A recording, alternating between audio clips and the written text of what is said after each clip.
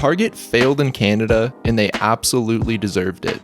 On March 5th, 2013, Target opened their first store in Canada. And on January 15th, 2015, Target Canada announced they had filed for bankruptcy protection. In less than 2 years, Target Canada fell apart. They closed 133 stores, racked up $2.1 billion in losses, and laid off over 17,000 exhausted employees. Target's entry into Canada was their first attempt at international expansion, and looking at the complete picture with hindsight, it's almost like they had their hearts set on failing and took every step to guarantee failure. Their mentality, according to one former employee, was, if there's any team in retail that can turn this thing around, it's us.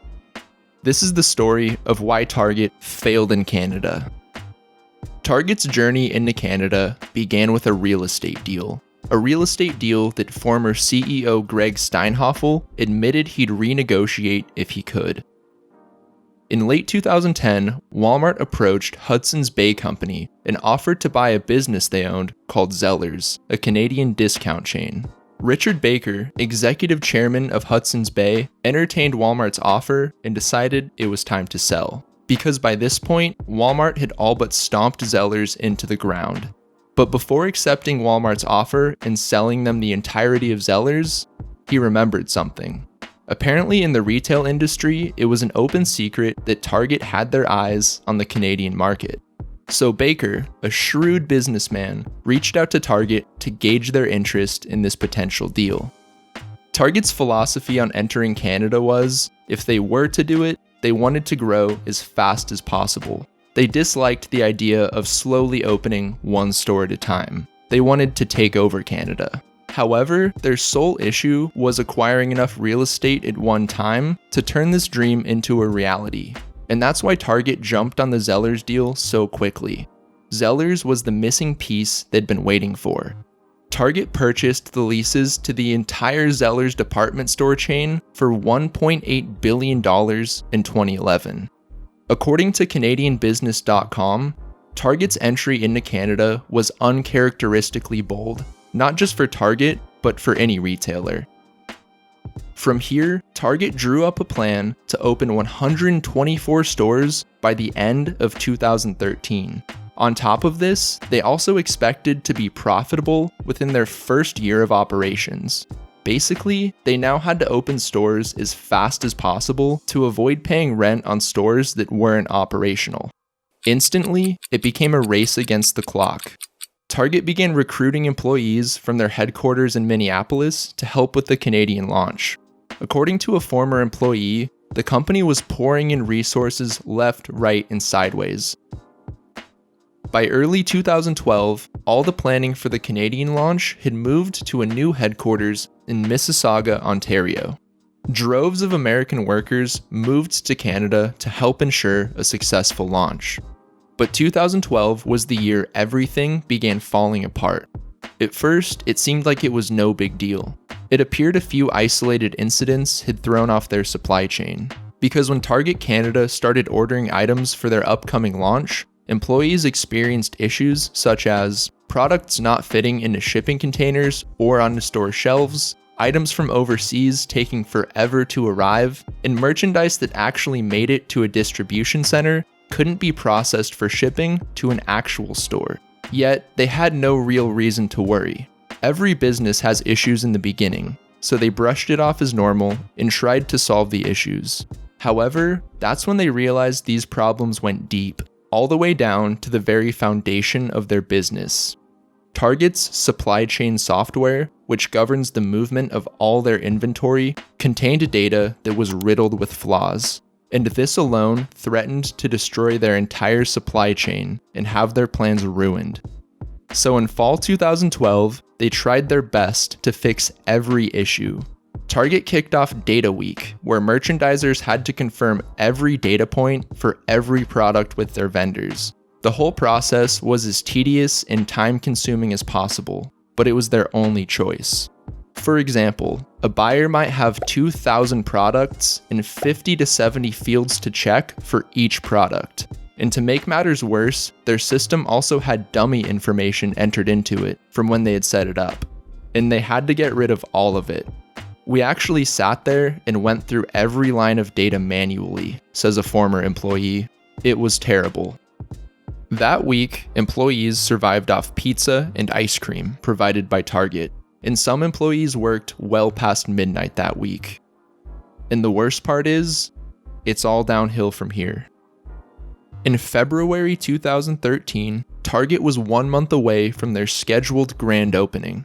They were far from ready, but couldn't admit it to themselves. Store shelves were still mostly empty because of issues moving merchandise from their distribution center to stores. Their checkout system was nowhere near ready and was still full of glitches. It couldn't even process transactions properly. And the technology that controlled inventory and sales was new to everyone. No one understood how to use it or how it all worked. It was the perfect recipe for disaster. They had 3 test stores set to open in March, followed by another 21 stores set to open after that. So by this time, they had to make a decision on whether to open or to take more time and do things the right way. Target Canada decided to go on ahead with their awful plans. On March 5th, 2013, Target Canada's 3 test locations opened. Customers were eager since Target had been teasing its launch in Canada for about a year now. But all customers had to look forward to was disappointment.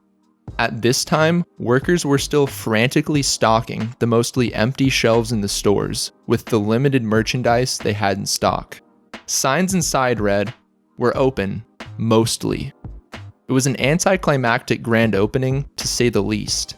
And in response to disgruntled customers and concerned financial analysts, Target, in a press release, said that these 3 test stores were for ironing out kinks and to determine operational readiness before they opened 21 more stores at the end of March.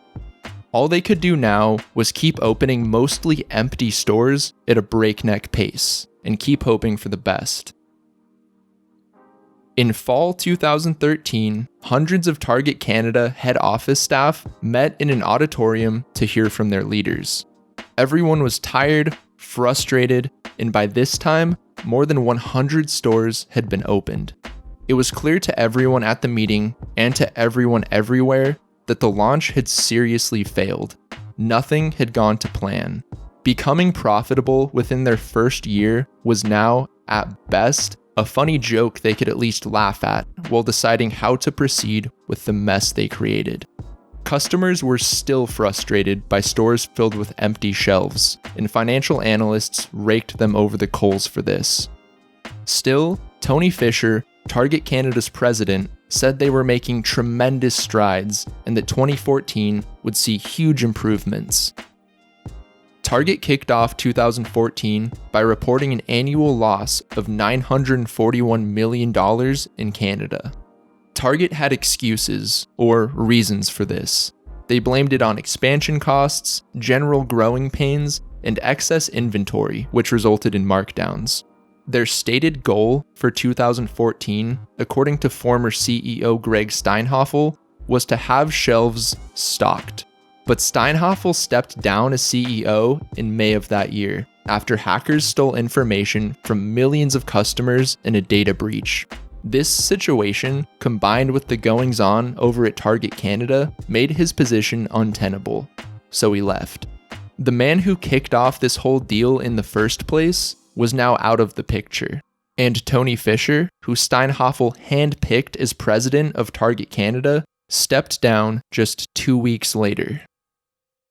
In June 2014, Target Canada did something that most retailers will never do. They released an apology video on YouTube. Maybe we didn't put our best foot forward when we entered into Canada. We had some disappointments when we opened. Certainly we think we disappointed our guests. But here at headquarters and at our store teams, we're working really hard to give everybody that unique Target experience.